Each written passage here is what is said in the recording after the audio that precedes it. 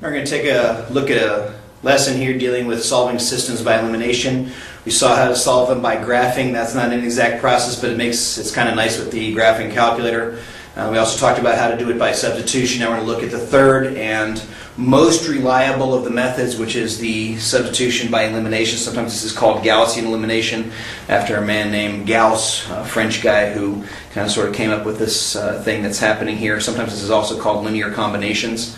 All right, so the idea of what we're looking at here is how to eliminate a variable. Once one variable is eliminated, I'm going to be able to solve for the other variable. Once I solve for that variable, I go back and find the other one, then I have my solution to my system of equations. Remember, these are linear equations, so we're kind of talking about the place where the lines cross. We're trying to find that point, what's in there. This is just another method for doing this. This is the most reliable of the methods that you'll see because it can deal with pretty much any situation. So we're going to look at how elimination works based on something that's called opposites.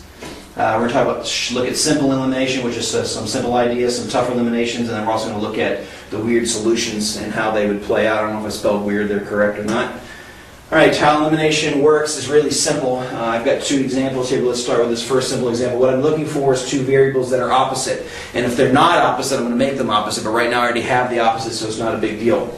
So I have plus 1y, technically there's a 1 there, minus 1y, so those are opposites. So what I'm going to do is I end up just adding these equations together. Oops, that's why, because I'm on white. I just end up adding these two equations together. X plus x is 2x, y minus y is 0, those eliminate, that's where the name comes from, I'm eliminating the variable there, and 10 plus 16 is 26. And then this leaves me with 2x is equal to 26, so I just divide both sides by 2, and x turns out to be 13.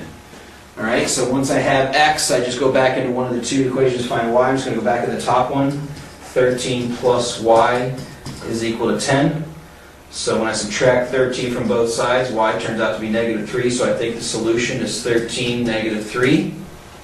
And then I go back and check that in both equations. 13 plus negative 3 is 10, so it works there.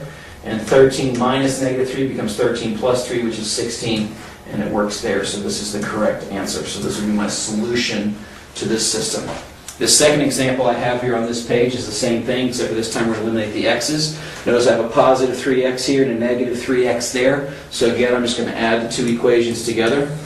3x minus 3x is 0, 6y minus 4y is 2y, and 18 minus 18 is equal to 0. A lot of students get here and like, there's no solutions. Yeah, there is a solution. Divide by 2, 0 divided by 2 means that y is 0. If y is 0, I go back and plug it into one of my equations. So 3x, y is 0, eliminates this equation, is equal to 18. So x must be 6. So I think the solution is 6, 0. So I'm going to check 6, 0 in the equation. That's going to be 18 plus 0, which is 18. That's true there. And this is negative 18 minus 0, which is negative 18. That's true. So this is the correct equation. Okay, so that's simple elimination. This is just where you're given up front the two variables turn out to be the same. It gets a little bit more complicated, but it's not a big deal. So what I'm going to do here in elimination, don't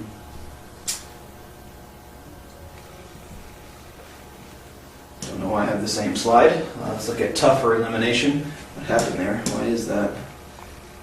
Oh, I was trying to show it. Okay, it's the same two equations. Anyway, tougher equation, sorry about that. Tougher elimination means I have a situation where I don't have opposites. I don't have 5 and 2 as opposites, negative 6 and 3 are opposites. So the next thing I do is I look for a multiple to get to where 1 is the same. Well, this is easy. Negative 6 and 3 could be opposites if I multiplied this by 2 and made it a 6. So I take the whole equation and multiply by 2. That makes 4x plus 6y is equal to negative 16. Then I'm going to add these two equations. I've modified this one, so I need these two. So when I add those, 5x plus 4x is 9x, negative 6y plus 6y is 0. There's my elimination. And 34 minus 16 is 18. So x is 2. Then I'm going to go back to one of my original equations, not the modified one, back to one of the originals and plug it in. I'm going to do it to the second one. So that's going to be 4 plus 3y is equal to negative 8. So 3y is equal to negative 12. So y is negative 4. So I have the solution, I think, of 2, negative 4. And then I'm going to check. That's 10 plus 24, which is 34, and this is 4 minus 12, which is negative 8. So this is my correct solution. All right.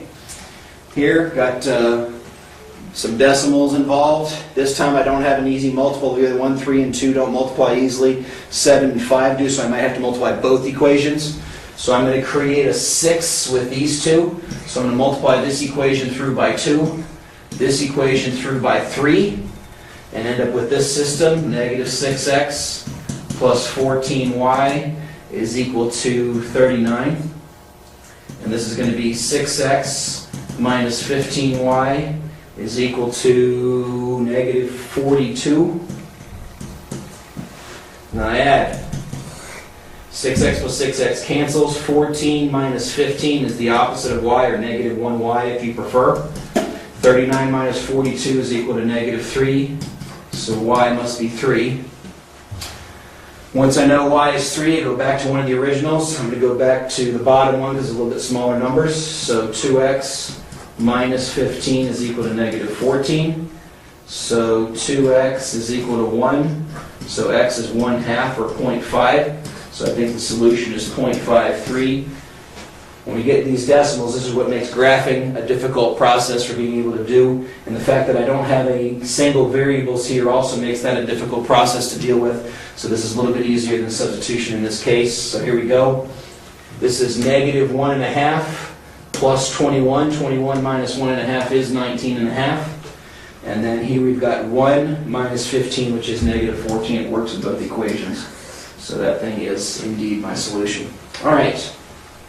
On to the last slide here. We want to look at weird solutions in elimination and the kind of things that are going to happen. Here I've got some easy matches. 3 and negative 6 means just to multiply through by 2. So that becomes 6x minus 4y is equal to 30. 6x minus 6x is 0. 4y minus 4y is 0. 11 plus 30 is not. 11 plus 30 is 41. This is a false statement. What happened is no variables were able to be in there. What these are an inconsistent system. Since this is a false statement, there are no solutions. You can write it like that, or you can say there are no solutions. And this is impossible to check.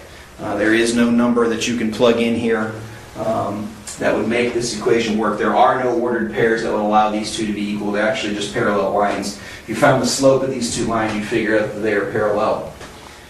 Right, in this case, I try to set this one up a little bit goofy, but it ends up being the same thing. When I move the bottom equation around, this becomes 5x plus 5y is equal to negative 5. So I'm going to multiply the top equation through by 5. That makes 5x plus 5y is equal to negative 5. They're the same equation. So when I subtract them, which I can do, or I can just make them all negative. I should multiply by negative 5. Then I get 0 plus 0 equals 0, which is true, which means these are just the same line. If you were to graph these or just put them in slope-intercept form, you'd have exactly the same equation. So this means there are infinite solutions. And the only real way to check that is with a graph, or find some solutions to one of the equations and plug them into the other equation. They should both match exactly the same no matter what solution you use. All right, so that's elimination. A little bit, I think it's an easier process. If you had to know graphing, substitution, elimination, elimination is the one that I would know if I were you, because it's the one that always works and always gets you to the answers that you want to have. So even when the answers are funky, the graphing can eventually zoom in and get there with the calculator. This ends up giving you better and a more exact solution, so it's a better thing to know. So that's elimination, our third way of solving systems of equations. Until next time, see ya!